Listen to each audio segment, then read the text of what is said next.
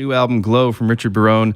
The new album, long time coming, as was, I think, working with the producer, Tony Visconti. That's I think you had been trying to make a record with him for quite a long time, right? Since the Bongos, we wanted him to produce. Oh, really? As far as that? When we did the first RCA record, we wanted Tony to produce it, but he was in England, and the label didn't want to let us out of their sight to go to London to record. And so we did it in New York, which very happily with Richard Goddard producing. Sure. Very nice. But I did want to work with Tony then. So it took a while for, when he moved back to New York after years of being in London, I started writing songs with him. And this album came out of the writing because we wrote that together, Gravity's Pull. And the whole album really came out of our writing together. That's that's how the album started. The whole process of making this album was we started writing songs together. And then, as we were writing, because we were recording in Logic, the Apple program Logic, we could sort of record as we wrote. So it wasn't necessarily you sat down and it's like, okay, we're going to make a record with, Richard and Tony. No, okay. That's right. We started writing songs. Let's write some songs together, because we had met at a T-Rex tribute show or something. And we started writing songs together, and they were kind of good. And as we were writing, we recorded them so we could make the arrangements as we wrote. It was very spontaneous, That's how the whole record came out. Well, and there are a number of recognizable names, let's say, involved in the album, even though I guess the making of the album encompassed a lot of time. Yes. There's a song that you co-wrote with Jill Sobule. I've been writing with her for ages. Yeah. Because I wrote on most of her albums. I've written a song with her. And she wrote on my last studio album, which was Clouds Over Eden. We had a song on that, Waiting for the Train. Was it that long ago? That's when we started writing together, yeah. No, I mean, was that was the last solo album? That was that long ago? Yeah. I don't just crank these things out, baby. No, it's like, after to that... say the least. After that album, I just didn't feel I needed... I had come off, with the Bongos were a continuous thing, so we never really stopped for several years. And then I got signed to MCA soon after. I did one record for Passport, a small label. Yep. But then I was signed to MCA almost immediately and started the whole cycle again, where I was touring 300 shows a year and making, as soon as I finished that, start writing the next album. I was never off that treadmill. It started to feel like that a bit for me.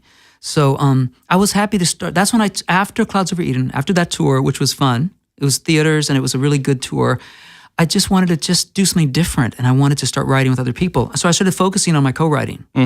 It was a fun time for me to write with Jill, a lot of songs with Jill Sobule and others, and Fred Schneider, of course.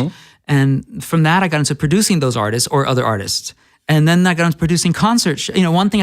And then I started writing the book. And, pretty soon, it was a couple of years had passed. Yeah, that's right. The last time you were here was just as frontman. That's right. Out. That was late 2007 or 2008. Yeah. So, I never really stopped. It was funny. I was reading some blog yesterday. Say he took 16 years off. I'm thinking, when did I take? I wish I could take 16 years off. I have not stopped. It's just that I haven't been putting solo albums out. It just seems like you've taken 16 years off. But the thing about these songs, it does cover a little bit of time. I collected about 25 or 30 songs, and I signed a deal with Barone Records, my hometown label. Absolutely. After being on every major. It's back home, it's a bar now. But it was so nice because I saw Glenn at a holiday show last year in Hoboken. And he said, "Why don't we do an album together?" Oh, cool. And I said, "What do you mean together?" And he said, "What, do you have stuff you've recorded?" And I said, "Well, I've been recording. Yeah, I haven't really stopped." And I said, "I'll send you a bunch of songs and you put the album together." So he actually picked the songs. Okay. Yeah. And there's going to be I think a volume 2. Okay. And there was a lot of material there, but this is the Glow album. This is like this particular batch fit together in this way. But it makes it apparent that there were a number of things recorded with Tony Visconti in a real studio. There's actually one thing that's recorded live at a radio station. Right. There's other stuff that's recorded in other studios, but it doesn't sound as disjointed as it might seem. We worked really hard on the mastering of the album so that it has a nice flow to it. Even the volumes of the songs, it has an arc to it, and it ends, it gives you that sort of lullaby with the Glow Symphony at the end. Absolutely. This is something we did a lot of it was done in the mastering. So we had all the material and, talking to Glenn about how it should be ordered, and then technically mastering it so it had a flow to it. So it was great to have someone to bounce ideas off of. And I always do. I always collaborate either with my producer or a record label. That's why it's good to sign with a label that you can work with on that kind of relationship. Right, which is something you don't normally get, or not normally get. You wouldn't. There are times at a major label you don't necessarily get that kind of hands-on treatment from the the suits, right? Let's say once in a while you do, and I've sort of had that a bit, but then they don't seem to stay. People don't always stay at labels. No, and that's the hardest part. Yeah.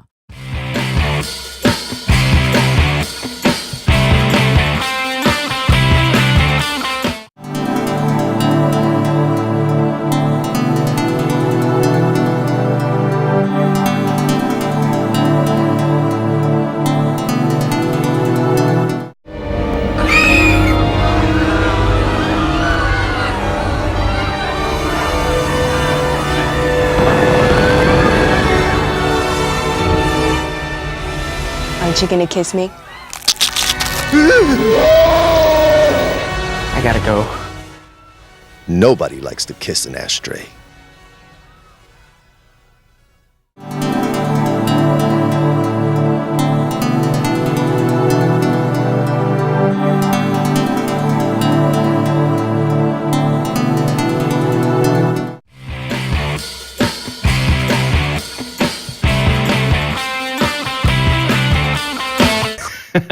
Radio Silence, another new track from Glow that we were talking about, recorded completely on your MacBook Pro and GarageBand. That's right. See, folks, it can be done. But like I said, doesn't sound out of place. I mean, there's, I don't know if it's an effect or if it's just a matter of you using the little pinhole microphone on a MacBook Pro. That vocal effect. It was appropriate for that song. It's appropriate for the song, and you could have spent 3 hours trying to dial that in at a studio. That's right. I use filters for that. You want to sometimes do something with the voice. Like on the song on this album, Candied Babes, we we deliberately filtered the voice, and I did something like that. But it was instant with that microphone. It was already, and I wanted it. I think we put those back to back on the album also. I'm not sure. Is it Radio Silence, Candied Babes? Radio Silence, Odd Girl Out. Actually, Candied Babes and then Radio Silence. Right. Yeah. So that juxtaposition, those two have the most kind of bizarre vocal sounds. And, it's kind of on an album when you have one guy singing everything. I really like the variety of tones. Yeah.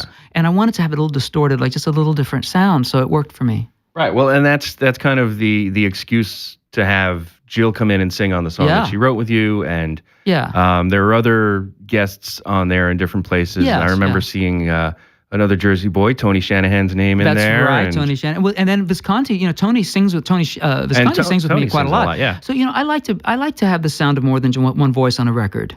Right, which I guess was true for the vast majority of Bongo's stuff too. That's right. Yeah, because Frank would always sing with me. Yeah. Especially on choruses, but a lot. And then on my solo records, Nick Celeste always sings with me. So I like having more than one voice. Yeah. Lennon used to say that. He said, "I can't stand to hear one voice droning on and on." Lennon about his own albums.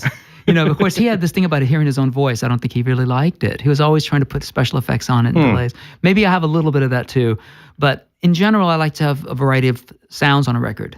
Anyway, so the different effects of the voice is a cool thing to do. It's part of it. It's part of having different sounds. Right. You've got, so we probably should have written these out first, unless you know them off the top of your head. What? I do want to thank you for taking part in our Songwriters in the Park. That was so much series fun. This past July. And I got more photos on Facebook from that concert than I've ever gotten on Facebook before. They're good too, because it was a beautiful evening, and the sun was setting as we went on. And it was a great night all around. That's right. And that's kind of what I always say to people. It's like, well, it might be 100 degrees out, it might rain, but when Mother Nature cooperates, it can't be beat. It's just a beautiful spot. And even though the artist is looking the wrong way, for the audience, the sight of what is usually a really nice sunset behind an artist that they're there to see is an experience. It's beautiful. And like I said, the photos were great. Even the black and white photos look so great.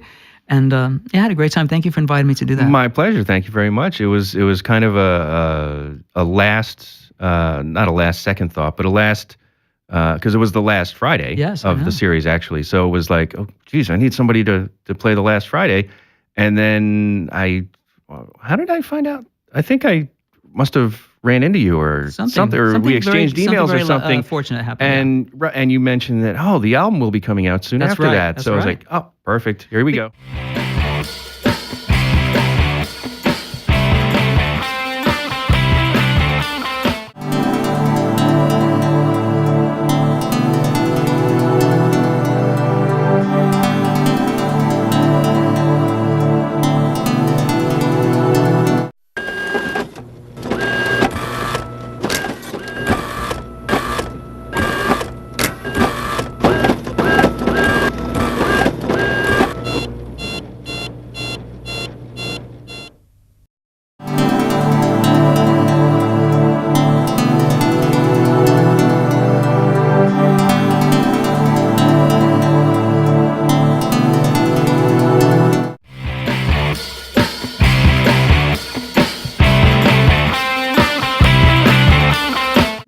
Has that borrowed guitar warmed up enough for you to try and... I think so. Okay.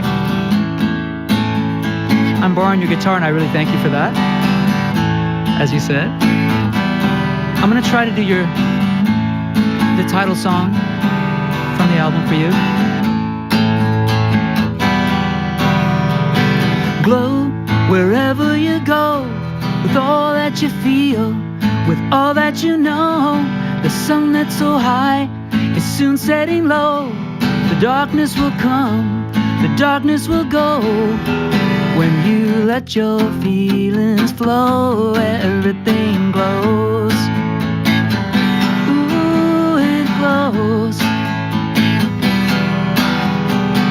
Lights beginning to show. Even the stars, they never lose hold.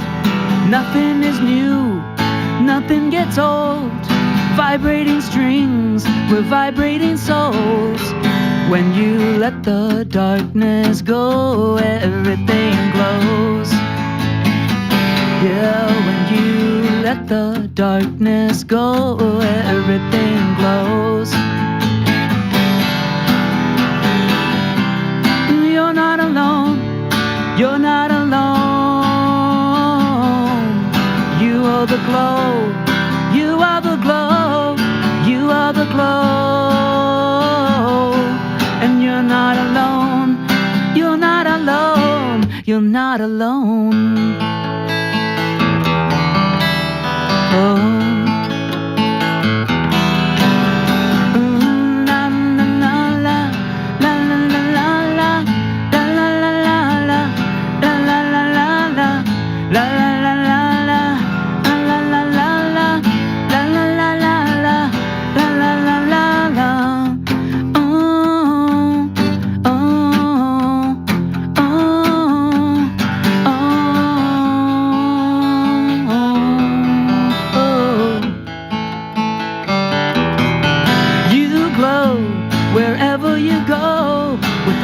You are, with all that you know. Sun setting high, sun setting low. The darkness will come, yeah, but the darkness will go. When you let your feelings flow, everything glows. When you let the darkness go, everything glows. Ooh, when you let your feelings flow, everything glows. You glow, you glow, you glow, you glow, you glow, you glow. You glow.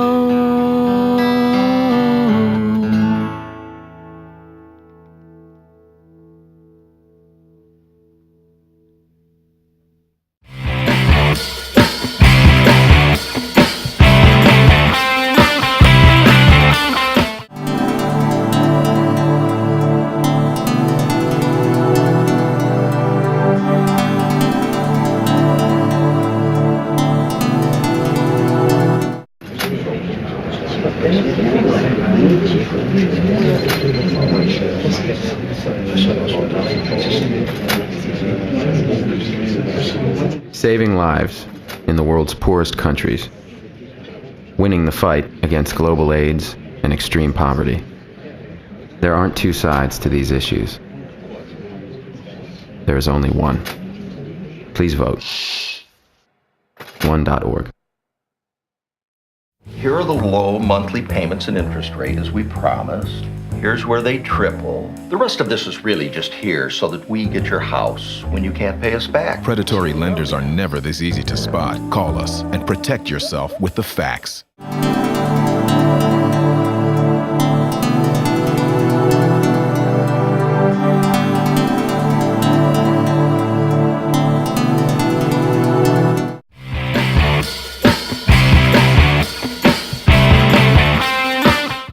Excellent. Thank you. That worked out beautifully. Glow, title track to Richard's new album, Glow. Very funny. You have such a dry sense of humor. That was redundant. But now that was one of the ones done at the Skywalker Ranch. Yeah. We started here in New York. I was walking to the studio. Actually, I was producing another artist at the time that I wrote the song. On the way to the studio, I started writing this lyric. And I got to the studio. I was carrying my new digital Les Paul. Of course, I only play Gibson guitars. And I got to the studio with the digital, and I said, Steve Adabo was the producer on this track. I said, Steve, you got to hear this guitar, because every string goes to its own track separately, which is great. So as I plugged it in, I started playing Glow, and he said, well, let's record that. So we started making the record right then. I had just written the song.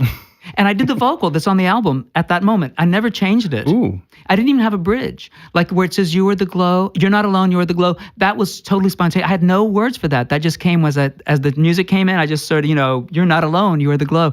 And it became I love singing that now. But it was very spontaneous. Yeah, absolutely. So we took that track to Skywalker and added the other instruments, the real drums and everything. Because we did it to like a click track, something to a metronome. So then we added the more real instruments there. Yeah, and for anybody wondering, Skywalker is not a reference to Luke Skywalker of the Two Live Crew. Right. You didn't go to Miami to record this. It wasn't Two Live Crew. You went out to George Lucas's. Yes, it was the real Skywalker where Luke Skywalker lives. And it was where, of course, where they did this. By the way, I'm a Star Wars fanatic. Of course. So, Did George know that before he invited you over? He was there by the pool. He mostly stayed by the pool, actually. We were recording.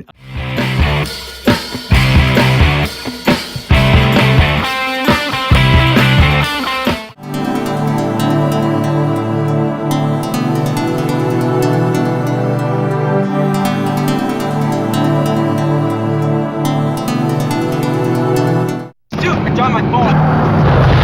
How would you like to save your life from an ugly or reckless driving death? Act now by slowing down, and we'll guarantee you complete satisfaction. Awesome! There is no spokesperson to prevent reckless driving. Speak up. Andy, slow down.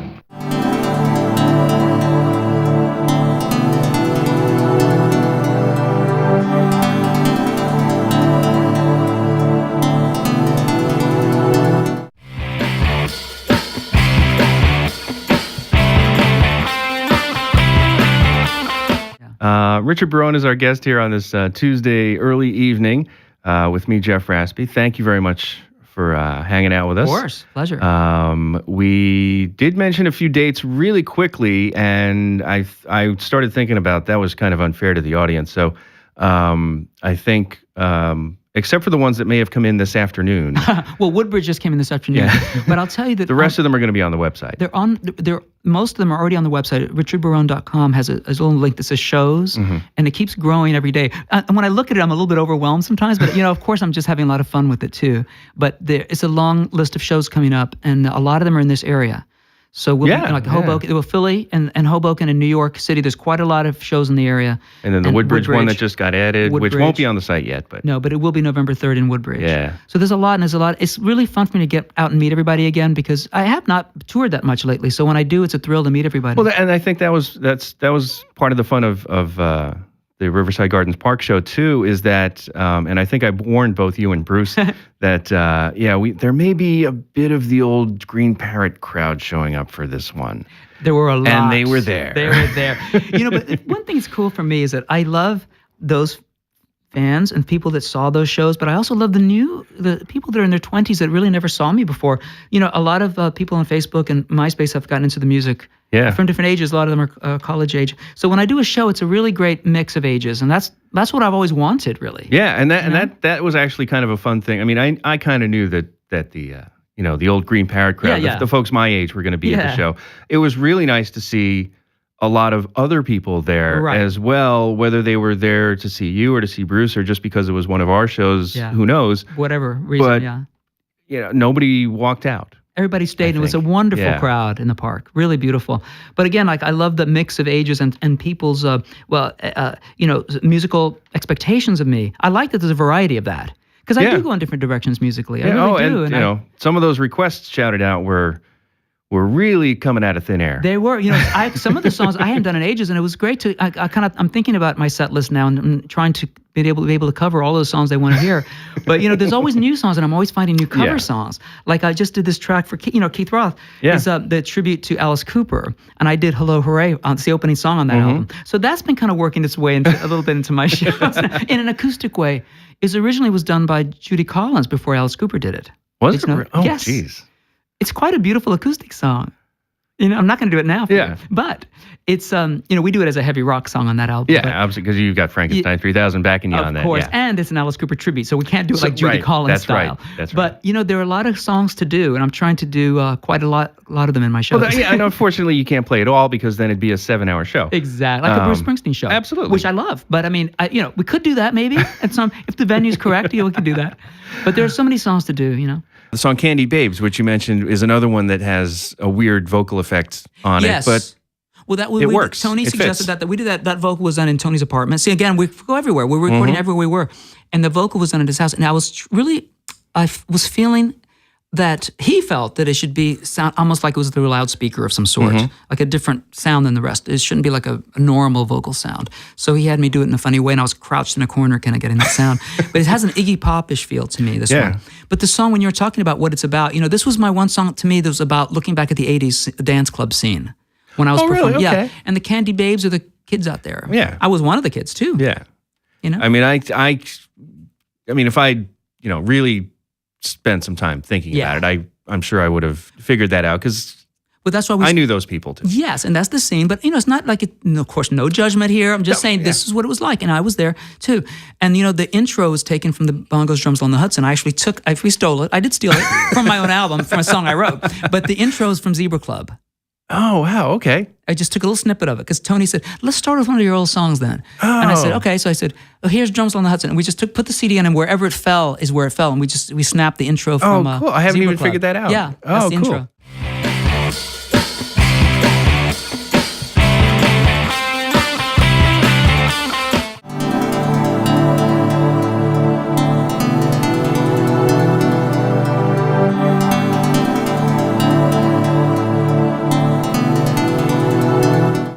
I'm Graham Rahal, a race car driver in the Champ Car World Series. Whether I'm reaching speeds of nearly 200 miles per hour on the racetrack or driving at home on the street, I always keep my hands on the wheel. Recent studies show that most crashes and near crashes involve some form of driver distraction. Please don't text while driving. The consequences can be very serious. Keep your hands on the wheel. Join me and my fellow drivers in the Champ Car World Series by taking the pledge at handsonthewheel.org.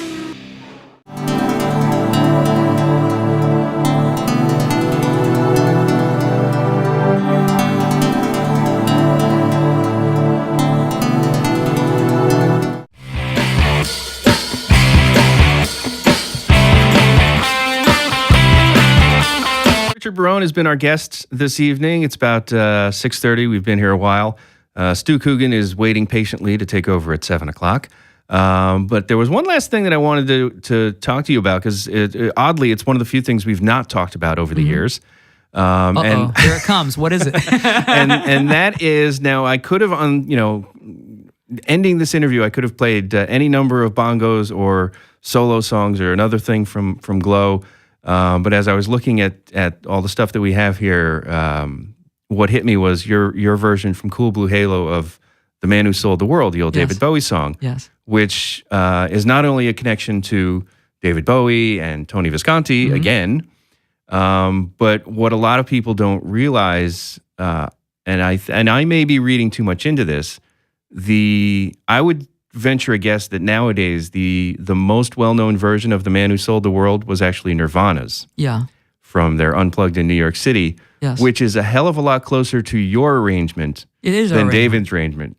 It is our arrangement. Yeah, absolutely. But they were good guys. They saw myself and Jane Scarpintoni and my band, Nick Celeste. They saw us many times do that in Seattle at the cool. the backstage. Good. Okay. Venue. So they were big. They were they came to the shows, and the next thing, and our sound man was their sound man on their next tour, who played that album constantly. through testing sound systems, I'm sure. Because he was part of our tour for the Cool Blue Halo album, so he he was a big fan of that. So yeah, they heard it and they were at the shows. They knew what we're doing. And I heard people said, "Wow, they got you. They ripped you off." And people have been saying that all my life. Even people said that when REM came out. Right. They said they're ripping you off. Pete Buck will stand in front of my shows and say, "Thanks for the chords."